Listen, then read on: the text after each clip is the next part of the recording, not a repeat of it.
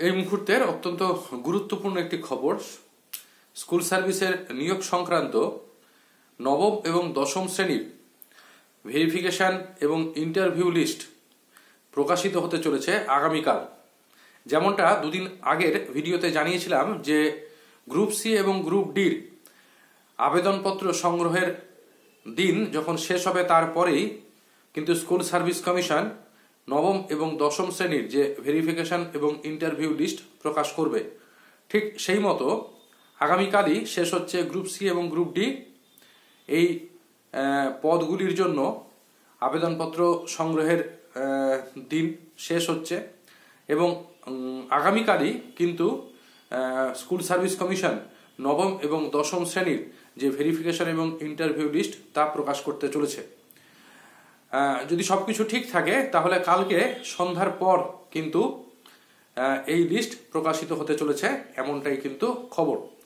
এর পাশাপাশি আরেকটি তথ্য দিয়ে রাখি, সেটা হলো এই যে গত কয়েকদিন আগে জানিয়েছিলাম যে স্কুল সার্ভিস কমিশন কিন্তু সুপ্রিম কোর্টে যাচ্ছে এই আবেদন নিয়ে যে নবম দশম এবং একাদশ দ্বাদশ এর যে নিয়োগ প্রক্রিয়া, সেই নিয়োগ প্রক্রিয়ার জন্য সুপ্রিম কোর্ট 31শে ডিসেম্বর পর্যন্ত সময় বেঁধে দিয়েছিল।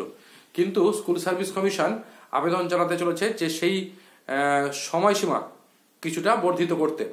তার কারণ যে এই মুহূর্তে একাদশ দ্বাদশের ইন্টারভিউ চলছে, বেশ কয়েকটি বিষয়ের ইন্টারভিউ ইতিমধ্যে শেষ হয়ে গিয়েছে।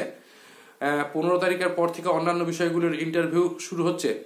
তো একাদশ দ্বাদশের নিয়োগ সম্পূর্ণ 31শে ডিসেম্বরের মধ্যে করা খুব কষ্টকর। স্কুল সার্ভিস কমিশন চেষ্টা করছে ঠিকই, কিন্তু তারা শেষ পর্যন্ত হয়তো সেটা করে উঠতে পারবে না। এবং নবম দশমের নিয়োগ তো কোনোভাবেই সম্পন্ন হবে না, কারণ নবম দশমের ভেরিফিকেশন এবং ইন্টারভিউ লিস্ট প্রকাশিত হচ্ছে আগামীকাল। তারপরে সেই সমস্ত ভেরিফিকেশন রয়েছে, ইন্টারভিউ রয়েছে। যতই স্কুল সার্ভিস কমিশন তাদের রিজিওনাল অফিসগুলিতে এই ইন্টারভিউ নিক এবং তার সাথে সাথে কলকাতার যে সেন্ট্রাল অফিস আছে সেখানেও তারা ইন্টারভিউ নেবে, কিন্তু তা সত্ত্বেও তারা কিন্তু সুপ্রিম কোর্ট নির্ধারিত সময়সীমার মধ্যে তা কিছুতেই শেষ করতে পারবে না। তার কারণ তাদের যুক্তি হলো এই যে ইতিমধ্যে কলকাতা হাইকোর্টে যেহেতু এসএসসির সকল মামলাগুলি সুপ্রিম কোর্ট ফেরত পাঠিয়েছে এবং কলকাতা হাইকোর্টের নির্দেশ মতো তাদেরকে বিভিন্ন সময় বিভিন্ন তথ্য জোগাতে হচ্ছে, ফলে সেই সমস্ত কাজ করতে গিয়েই তাদের অনেকটা সময় চলে যাচ্ছে এবং এই কারণেই নির্ধারিত সময়সীমার মধ্যে তাদের পক্ষে এই সুপ্রিম কোর্টের যে আদেশ পালন করা, সেই আদেশ পালন করা তাদের পক্ষে সম্ভব হবে না। এর পাশাপাশি যারা যোগ্য শিক্ষকরা এই মুহূর্তে সুপ্রিম কোর্টের নির্দেশে স্কুলগুলিতে বহাল রয়েছেন, তাদের চাকরির মেয়াদও কিন্তু 31শে ডিসেম্বর শেষ হতে চলেছে। তাহলে তারপরে তাদের ভাগ্যে কি হবে? যদি তারা স্কুলে বহাল না থাকেন তাহলে কিন্তু শিক্ষাক্ষেত্রে একটা চরম অরাজকতা সৃষ্টি হবে।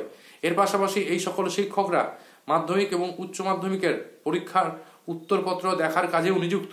ফলে তারা যদি না থাকেন তাহলে এক চরম নৈরাজ্যময় পরিবেশ কিন্তু সৃষ্টি হতে চলেছে রাজ্যের শিক্ষাক্ষেত্রে।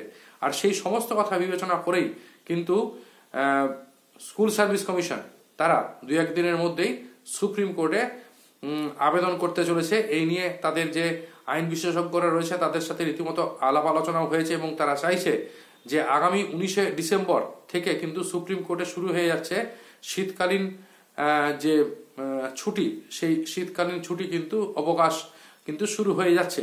ফলে সেই শীতকালীন অবকাশের আগেই তারা চাইছে সুপ্রিম কোর্টে এই বিষয়টির জন্য আবেদন জানাতে এবং এ সংক্রান্ত একটি সুনির্দিষ্ট নির্দেশিকা গ্রহণ করতে। এখন দেখা যাক কবে তারা সুপ্রিম কোর্টে যায় এবং সুপ্রিম কোর্ট তাদের সেই আবেদনে সাড়া দিয়ে তাদের পূর্ব নির্ধারিত যে সময়সীমা 31শে ডিসেম্বর, সেই 31শে ডিসেম্বরের সময়সীমাকে বর্ধিত করে কিনা।